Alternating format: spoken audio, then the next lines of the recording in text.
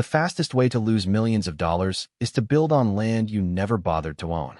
The ribbon was already stretched across the entrance when the first White County truck rolled into the brand-new parking lot just after sunrise. Fresh black asphalt still carried the smell of yesterday's paving. Neat rows of painted spaces stretched through what had been dense pine forest only weeks before, and colorful banners welcomed residents of Pine Ridge Estates to what HOA President Vanessa Caldwell proudly called the community's biggest improvement project in decades. Families gathered with coffee cups, children pointed toward balloons tied to newly installed light poles, and contractors stood near the equipment they had spent months operating. Everyone expected applause. Nobody expected the county. I remained near the edge of the tree line with my hands inside the pockets of my old canvas jacket, watching everything unfold without saying a word. A county enforcement supervisor stepped out holding a thick folder while two inspectors walked directly toward the entrance sign. They didn't look angry. They didn't look excited. They looked like men who had already reached a conclusion before they ever arrived. Vanessa smiled as she hurried over in her cream-colored blazer, assuming they had come to congratulate the board on another successful project. Instead, the supervisor quietly handed her a printed notice. Her confident smile disappeared almost instantly. She read the first page, flipped to the second, then back again as though the words might somehow rearrange themselves into better news. They never did. Within minutes, bright orange notices appeared on every entrance. Temporary barriers rolled across the only driveway leading inside. One inspector spoke with the paving contractor while another photographed the freshly painted parking spaces from multiple angles. Nobody raised their voice. Nobody argued. The silence spreading through the crowd somehow felt louder than shouting ever could. Residents exchanged confused looks as whispers traveled from one end of the lot to the other. Someone asked whether there had been a permit problem. Another guessed it was an environmental inspection. Vanessa immediately insisted there had been some misunderstanding and promised everything would be cleared up before lunch. The county supervisor simply shook his head once. "This property is closed until further notice." Those 6 words changed the atmosphere completely. Contractors slowly shut down their equipment.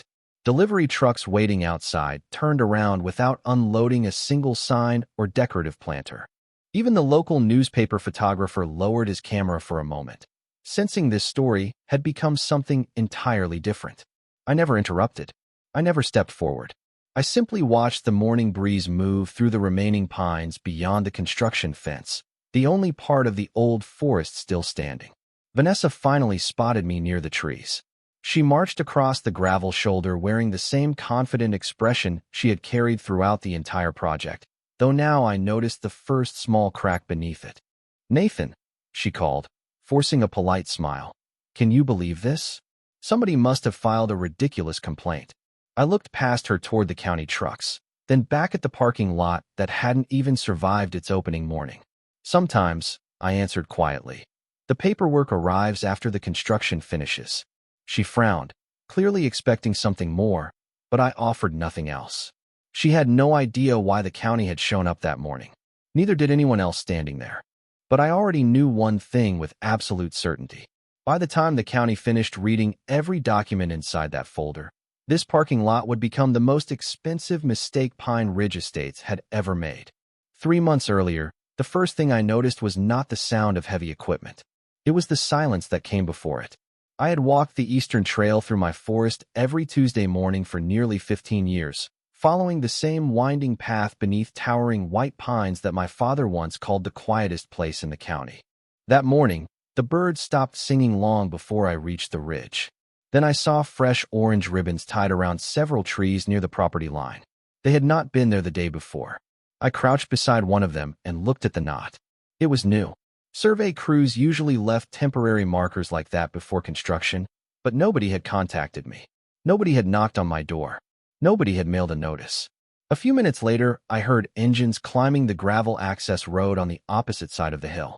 2 pickup trucks carrying surveying equipment stopped beside the newly built subdivision fence, and several workers stepped out carrying tripods and measuring poles. They stayed on the other side of the fence at first, making notes and pointing toward my trees. One man unfolded a large map, while another compared something on a tablet. I watched quietly from deeper inside the woods without interrupting them. After nearly half an hour, a black sport utility vehicle rolled up behind the survey trucks. Vanessa Caldwell stepped out wearing hiking boots that still looked brand new. She greeted everyone with a confident smile and immediately began pointing toward different sections of the forest as though she had known the land her entire life. One contractor asked a question I could not hear. She answered by drawing a straight line across the map with her finger and nodding several times. Every person standing there seemed completely convinced. I considered walking over, introducing myself, and asking what they were planning. Instead, I stayed where I was. Years of managing timber had taught me that people usually revealed far more when they believed nobody was watching. Eventually, the crews packed their equipment and drove away, leaving only the orange ribbons fluttering gently in the breeze. That afternoon, I drove into town to pick up feed for my old tractor and happened to stop at the local hardware store.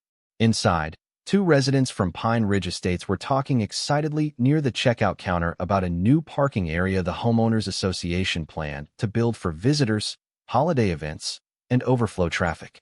They described paved spaces, decorative lighting, landscaped islands, and enough room for more than 100 vehicles. One of them joked that the project would finally make the neighborhood look like an upscale resort instead of another subdivision hidden in the woods. I smiled politely, paid for my supplies, and left without mentioning that the location they described sounded remarkably familiar. Back at home, I spread my old county maps across the kitchen table beside a cup of black coffee. The property lines had not changed in decades. Every deed, every survey, and every tax statement sat neatly organized inside the same oak filing cabinet my father built before I graduated from high school. I glanced at the eastern boundary again, then folded the maps without making a single phone call. Something about the confidence I had seen that morning stayed with me. People only moved that quickly when they believed they had already checked every detail. Sometimes that confidence turned out to be their biggest mistake. Nearly 2 weeks passed before I saw Vanessa Caldwell again. This time she came to my front gate instead of standing on the other side of the property line. A polished sport utility vehicle rolled slowly up my gravel driveway just before noon, stopping beside the old wooden fence my father had repaired more times than I could remember. Vanessa stepped out carrying a leather folder tucked beneath her arm and greeted me with the confident smile of someone expecting an easy conversation. "Mr. Whitmore," she said warmly, "I wanted to introduce myself properly. We are making wonderful improvements for the neighborhood, and I believe we are all going to benefit." I nodded and invited her to stand in the shade near the porch. She spent several minutes describing Pine Ridge Estates, talking about higher property values, improved traffic flow, future community events, and the growing popularity of the development. Finally, she opened the folder and unfolded a colorful site plan across the hood of her vehicle. The drawing showed landscaped islands, sidewalks, decorative lighting, and a large paved area bordering the eastern edge of the subdivision. My eyes followed the printed boundary line without saying a word. Vanessa tapped the corner of the map with one perfectly manicured finger. "Everything has already been reviewed," she said confidently.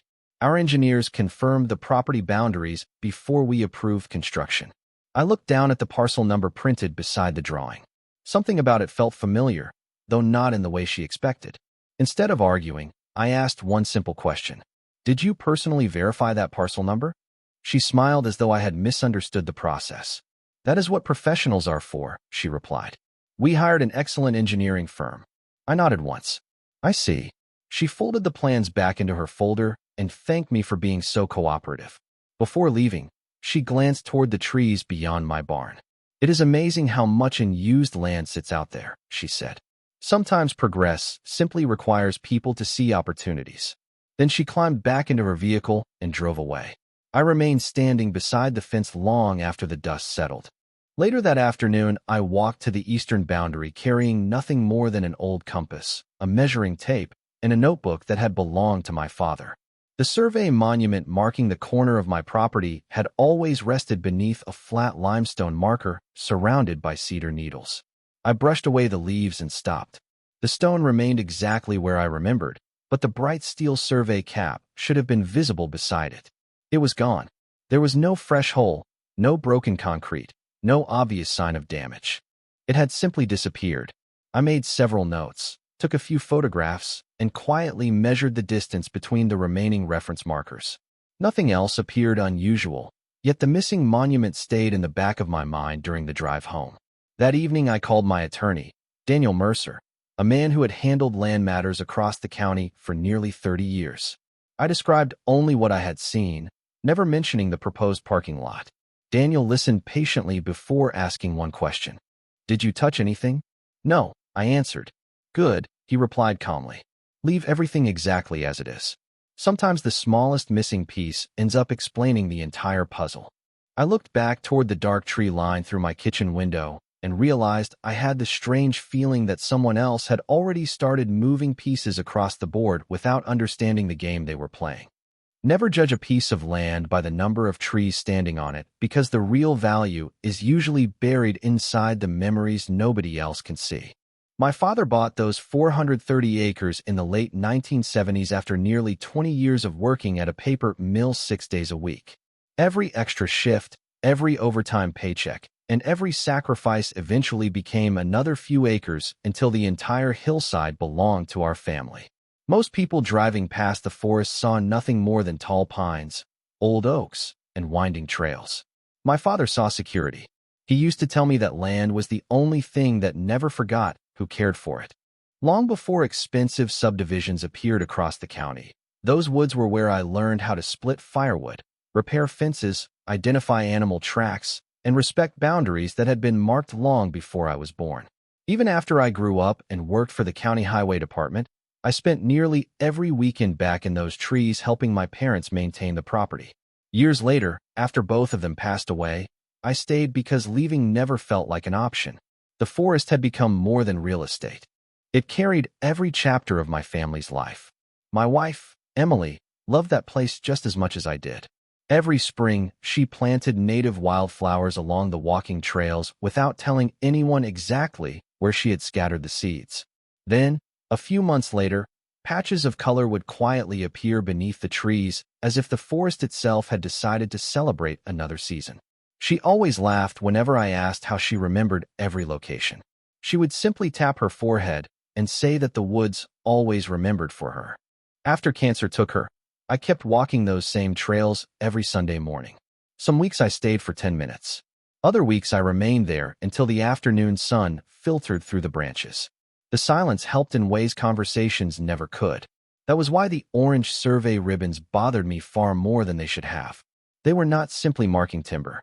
They were appearing in places filled with memories that no engineer, contractor, or homeowners association could ever measure on a blueprint.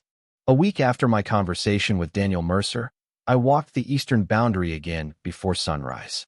Fresh tire tracks crossed the edge of the clearing where deer usually gathered at dawn. Someone had driven equipment close enough to leave deep impressions in the soft ground, but they had stopped before entering the heavier timber. I photographed everything without touching a single branch. Nearby, another cluster of orange ribbons had appeared on several mature pines that had never been marked before. The line looked straighter now, almost as though someone had decided the forest should follow a different boundary than the one recorded in county records for decades. I stood quietly beneath the trees listening to the wind move through the canopy overhead. The forest had survived storms, droughts, and generations of changing neighbors. It had never asked for attention. It simply remained where it had always been. Looking at those new markings, I realized somebody had already made plans for land they clearly believed belonged to someone else. The question that stayed with me was not whether they intended to build. It was why they seemed so certain nobody would ever question where they had decided to build it. Construction began on a cool Monday morning before the fog had completely lifted from the valley. From the ridge above my eastern boundary, I watched the first bulldozer crawl toward the tree line, while flatbed trucks unloaded stacks of gravel and heavy equipment one vehicle at a time. Nobody appeared uncertain. Nobody stopped to measure anything twice. The crews moved with the confidence of people who believed every permit had already been approved and every property line had already been settled. By the end of the first day, several dozen mature pines had been cleared from an area that looked much larger than the colorful site plan Vanessa Caldwell had shown me. I stood quietly beneath the remaining trees with my binoculars, making notes in the same weathered notebook my father had carried for years whenever he inspected fences after a storm. Dates, times, license plate numbers, equipment markings. Nothing dramatic. Just facts. Daniel Mercer called that afternoon to ask whether construction had actually started. I told him exactly what I had seen and nothing more. He remained silent for several seconds before saying something that stayed with me for the rest of the project. Do not interrupt them unless they step onto your property in a way we can clearly document. Let every decision they make become part of the record. His advice sounded strange at first, but I understood what he meant. Arguments disappear. Paperwork remains. Over the next 3 weeks, the pace accelerated. Dump trucks arrived before sunrise carrying loads of crushed stone. Concrete curbs appeared along the edges of the expanding site. Drainage pipes disappeared beneath freshly graded soil. Tall light poles rose above the clearing until they became visible from nearly every hill surrounding the subdivision. Residents drove by each evening to admire the progress, smiling as though they were watching the future take shape. Vanessa visited almost every afternoon, walking across the site with contractors while pointing toward landscaping plans and decorative entrances. She often stood exactly where the largest row of parking spaces would eventually sit, speaking confidently about community growth, holiday festivals, and rising home values. Every time I saw her, she looked completely certain that nothing could possibly interfere with the project. One Saturday morning, I stopped at the local diner for breakfast before heading back to the forest. A group of Pine Ridge Estates residents occupied the booth behind mine, excitedly discussing the grand opening celebration planned for later that summer. One man joked that visitors would finally have somewhere to park without filling neighborhood streets. Another mentioned that the board deserved an award for improving the community so quickly. Nobody questioned where the land had come from. Nobody even mentioned ownership. Listening to them, I realized most homeowners genuinely believed everything had been handled correctly. They were trusting the people elected to represent them. That thought bothered me more than the construction itself. Later that evening, I returned to the Eastern Trail just as the sun dropped behind the hills. Fresh asphalt now covered ground that had been shaded by towering pines only weeks before. Painted parking lines stretched across the clearing with remarkable precision. Workers had even begun installing decorative stone planters near the entrance. The project looked almost finished. I quietly photographed every stage from the same location I had used since the first survey ribbon appeared. As I lowered my camera, I noticed something unusual near the far corner of the pavement. A survey crew had returned after everyone else left, and they seemed unusually interested in one specific point along the edge of the new lot. Whatever they were looking for, they did not seem happy that they could not immediately find it. The following Tuesday, Daniel Mercer pulled into my driveway before sunrise carrying a long aluminum survey rod, a weathered leather briefcase, and 2 large map tubes that looked older than both of us. Daniel had spent most of his career dealing with property disputes across 3 counties, and unlike people who rushed toward conclusions, he believed every answer was already hidden somewhere inside public records. We walked the eastern boundary without speaking very much.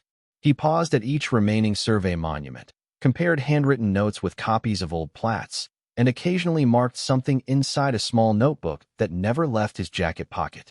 When we reached the corner where the missing survey cap should have been, he knelt beside the limestone marker and carefully brushed away loose soil with his hand.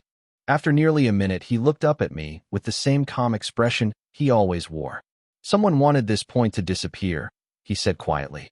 "The question is whether they understood what this point actually controlled." We continued another 200 feet until we reached the edge of the newly paved lot.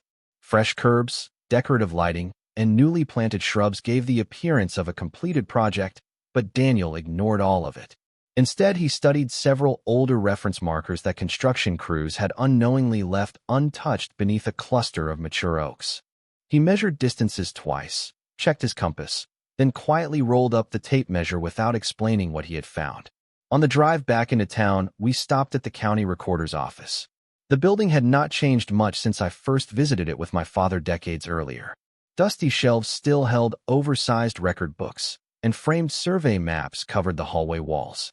Daniel requested certified copies of the original subdivision plat, the historical parcel surveys, recorded deeds dating back more than 40 years, and several easement filings that most people would never think to examine.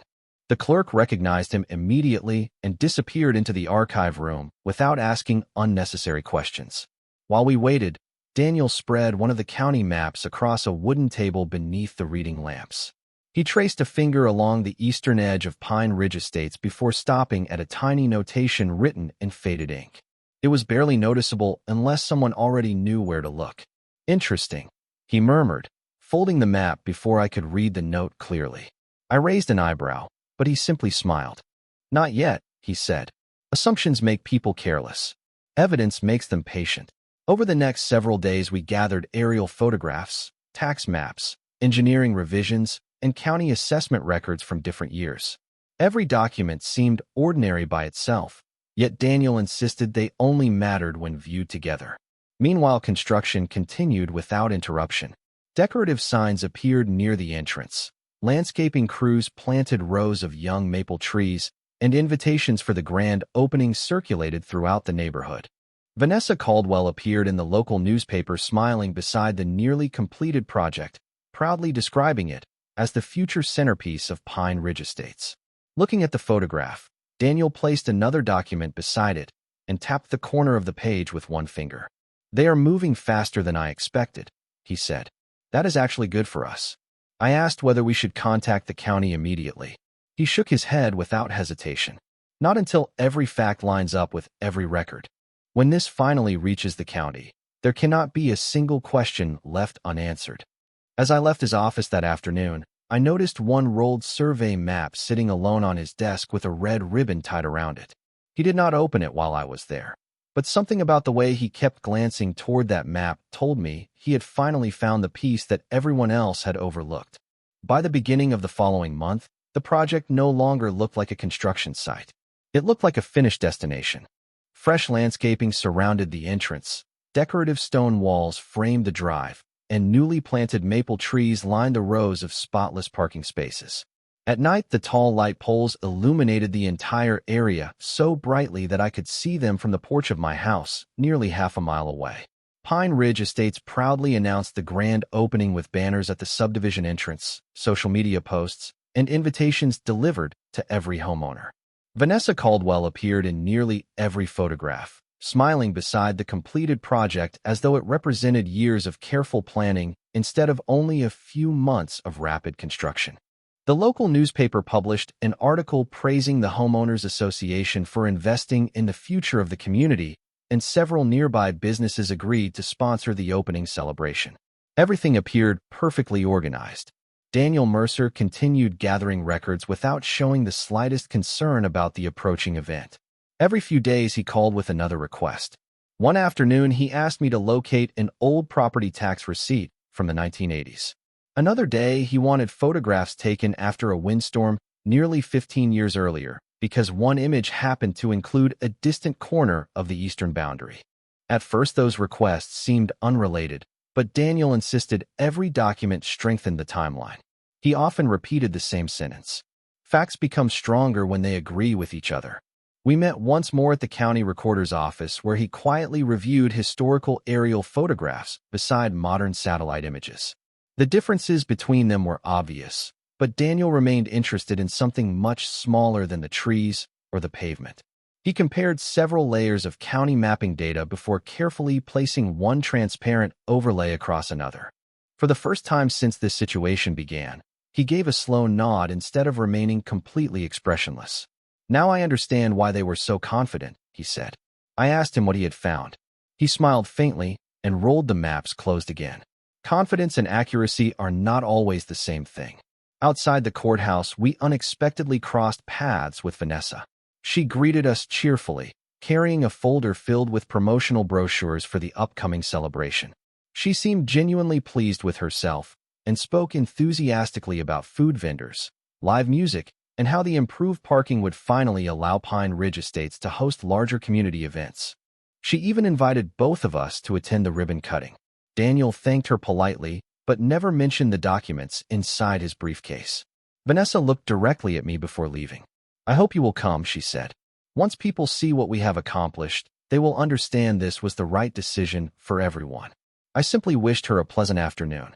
After she walked away, Daniel watched her disappear down the courthouse steps before quietly saying, "She still believes every question has already been answered." Construction crews spent the final week polishing details instead of building anything new. Fresh mulch covered every landscaped island. Decorative signs welcomed arriving visitors. Electricians tested the lighting one final time, and contractors pressure washed every sidewalk until the concrete looked brand new. The entire neighborhood counted down the days until the official opening. Meanwhile, Daniel assembled one final binder containing certified copies of surveys, deeds, historical plats, tax records, aerial photographs, and county filings arranged in precise chronological order. Before closing the binder, he placed one sealed envelope inside and secured it beneath the cover. I noticed an official county stamp across the front, but he closed the binder before I could read anything else. Looking at it, I realized the celebration everyone anticipated was about to begin, yet the most important document in the entire case was still sitting unopened only a few feet away. Grand opening morning arrived with clear skies and cool mountain air that made everything look brighter than usual. By 8 o'clock, the entrance to Pine Ridge Estates was lined with balloons, welcome banners, and neatly parked golf carts transporting guests from the clubhouse to the newly completed parking area. A local bakery had set up tables filled with pastries and fresh coffee, while a small bluegrass band tuned their instruments beneath a white canopy near the entrance. Residents wandered through the lot complimenting the landscaping, taking photographs beside the decorative stone sign, and congratulating Vanessa Caldwell for what everyone described as the most successful improvement project in the history of the neighborhood. Several members of the Homeowners Association board wore matching polo shirts embroidered with the community logo, proudly greeting visitors as if they were hosting the opening of a luxury resort. Local business owners shook hands with contractors who had completed the paving work, and a reporter from the county newspaper interviewed Vanessa near the ribbons stretched across the entrance. She spoke confidently about responsible growth, careful planning, and the importance of investing in the future. Listening from the back of the gathering, I noticed she never once mentioned surveys, boundaries, or property records. Daniel Mercer arrived a few minutes later carrying the same dark leather briefcase I had seen throughout the investigation. He stood beside me without drawing attention to himself and quietly handed me a copy of the event schedule someone had placed on every chair. Ribbon cutting at 9 o'clock. Guided tours immediately afterward. Community luncheon before noon. Every detail had been carefully planned months in advance. Daniel looked toward the entrance where county road signs pointed visitors toward the celebration. They certainly expected today to be memorable, he said calmly. I asked whether everything was ready. He gave only a slight nod before checking his watch. Every document has been reviewed twice. Every certified copy is already where it needs to be. That answer told me more than any explanation could have. At precisely 9 o'clock, Vanessa stepped onto the small platform beside the entrance, thanking volunteers, engineers, contractors, and homeowners for believing in her vision. The crowd applauded several times as she described the project as proof that determined leadership could transform unused land into something valuable for everyone. Standing there beneath the morning sun, she looked completely certain that the story had already reached its perfect ending. Behind the crowd, I noticed a familiar white pickup truck pull onto the county road before slowing near the entrance. Then another followed behind it. Neither vehicle entered immediately. They simply waited beyond the gathering where few people seemed to notice them. Daniel watched quietly without changing his expression. Right on time, he said almost under his breath. The band stopped playing as Vanessa invited several board members to stand beside her for photographs. Children gathered near the ribbon while neighbors raised their phones to capture the ceremony. A photographer counted backward from 3, waiting for everyone to smile. At that exact moment, the first county truck turned into the entrance, followed by another, and then a third. Conversation across the parking lot slowly faded as people turned toward the arriving vehicles. Nobody understood why county officials had come to what was supposed to be a celebration. Vanessa continued smiling at first, apparently assuming they had arrived to congratulate the association. Daniel closed his briefcase, looked toward the convoy, and quietly said, "The only thing left now is for the county to read the same records everyone else should have read before the first tree was ever removed." The 3 county trucks rolled to a stop without sirens, without flashing lights, and without any sense of urgency because none was necessary. The facts had already reached the county long before the officials arrived. The supervisor stepped out carrying the same thick binder Daniel Mercer had personally delivered 2 days earlier along with certified copies of every supporting record. 2 inspectors followed, each holding cameras and measurement equipment instead of citation books. The crowd gradually fell silent as the supervisor walked directly toward Vanessa Caldwell. She welcomed him with the confident smile she had worn all morning and extended her hand. He shook it politely before handing her a formal notice sealed with the county emblem. She glanced at the first page, then the second, and finally looked back at him with obvious confusion. "There must be some mistake," she said. "Our engineers approved everything." The supervisor answered in the same calm voice he had likely used hundreds of times throughout his career. "Your engineers relied on an incorrect boundary reference. The county completed an independent review after receiving certified historical records." He opened the binder and carefully laid several documents across a folding table near the ribbon. One was the original recorded deed from my father's purchase decades earlier. Another was the certified subdivision plat filed when Pine Ridge Estates was first approved. A third showed the historical survey that matched every tax record filed since the late 1970s. Finally, he unfolded a transparent overlay and placed it across the modern county mapping system. Every boundary lined up perfectly. The paved parking lot did not. Nearly the entire paved area extended onto my recorded parcel. The missing survey monument had shifted the construction reference just enough for every later measurement to follow the same incorrect assumption. Nobody spoke for several long seconds. The contractors gathered around the table studying the maps, while several homeowners quietly stepped closer to see what had captured everyone's attention. One of the paving supervisors slowly removed his hard hat and stared at the documents without saying a word. Daniel remained beside me with his hands folded behind his back. He never interrupted because the records were speaking for themselves. The county supervisor continued explaining that the certified documents, historical aerial photography, tax assessments, and surviving reference monuments all confirmed the same property boundary beyond any reasonable question. Since the project had been built outside the approved parcel, the permits issued for the improvements could not authorize construction on privately owned land. Until the matter was legally resolved, the facility would remain closed. Inspectors immediately placed bright orange closure notices at every entrance, while temporary barriers blocked vehicle access. The ribbon still fluttered across the entrance, untouched, but nobody walked toward it anymore. Reporters who had arrived expecting photographs of a celebration instead photographed county notices covering the entrance signs. Vanessa looked from the maps to the parking lot and then toward me.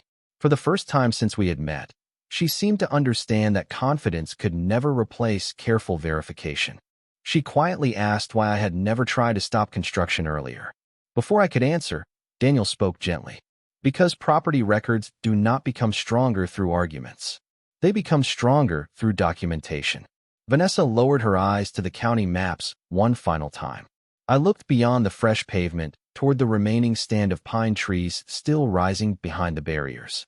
My father used to tell me that land never rushed to prove who owned it, because eventually the records always caught up with the truth. Standing there that morning, watching county officials secure a project that had taken months to build, I finally understood exactly what he meant.